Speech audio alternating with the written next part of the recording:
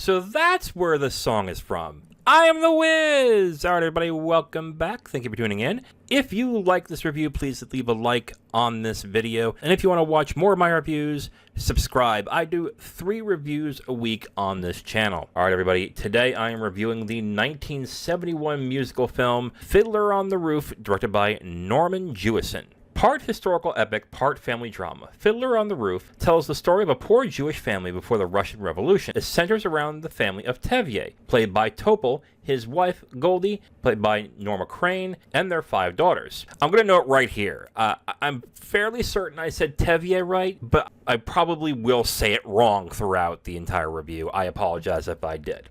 For most of the film, Fiddler concentrates on the townspeople and their traditions, and what's most discussed is marriage and matchmaking. Fiddler's best scenes revolve around Tevye for a number of reasons. Firstly, as both the narrator and the film's main character, he is easily the most likable and entertaining of all the characters in the film.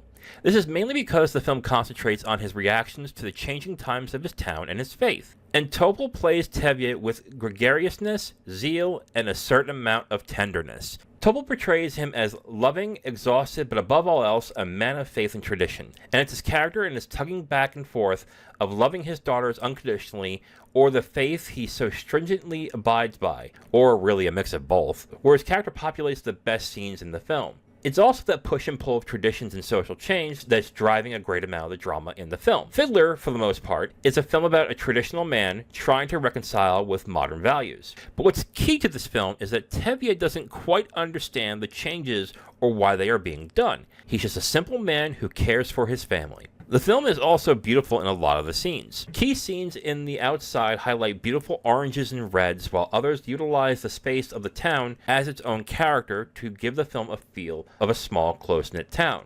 Now, some of you are wondering out loud, wait a minute, isn't this a musical? Yes, it is, and if I'm being honest, I can go either way with the music. Some of the tracks like Sunrise, Sunset, and If I Were a Rich Man are nice and enjoyable when watching, but I honestly couldn't say any of the film's songs are something I was amazed or caught by. They aren't bad, they just don't grab me like songs and other musicals have. And I'm going to note here, I am recording this the day after I watched the film, and even when mentioning the song Sunrise, Sunset, and If I Were a Rich Man, I kind of have to struggle as to which ones they were and what they sound like, which is kind of the sign of me being like, the music was okay. I wasn't objectively like, ugh, like I was with Emilia Perez, but I definitely wasn't really caught in with the music like I would with musicals I really like, such as Sound of Music from earlier this year. And that's kind of a problem for a musical. The song and dance numbers should be the scenes that propel a story forward, but to me they really don't. I found myself more engaged with the drama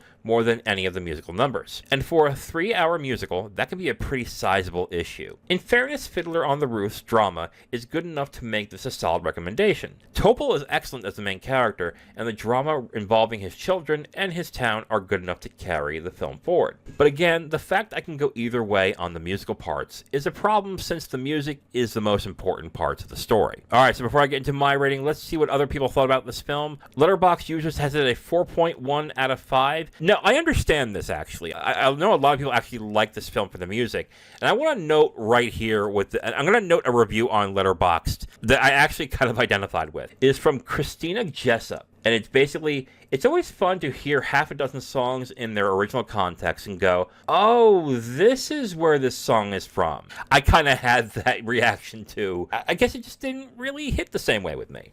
Rotten Tomatoes has this at a score of 81%, and this was nominated for 8 Oscars, but won 3, and the 3 it won was Best Music Score, Best Sound, and Best Cinematography. I'm giving Fiddler on the Roof a 3 stars out of 5. I enjoyed the film overall, but like I said, the musical parts felt like the weakest part of the film, where I thought the family drama and Tevye dealing with the social changes and the changes within his family were the more interesting parts of the film. Fiddler on the Roof is also beautiful. It's got a lot of really well shot scenes, especially at dusk. I think they were really pretty to watch. But honestly, since this is a musical, the fact that the music parts are the weakest parts, I think is a bit of a problem with me. But if you like the family drama, I would still say check it out. So overall, 3 stars out of 5 for me for Fiddler on the Roof. It's free on a lot of places. It's on Tubi, I believe it's on Plex, Roku, and it was also on Amazon Prime if you want to check that out. All right, everybody, let me know what you think of this review. Thank you for watching. See you guys next time.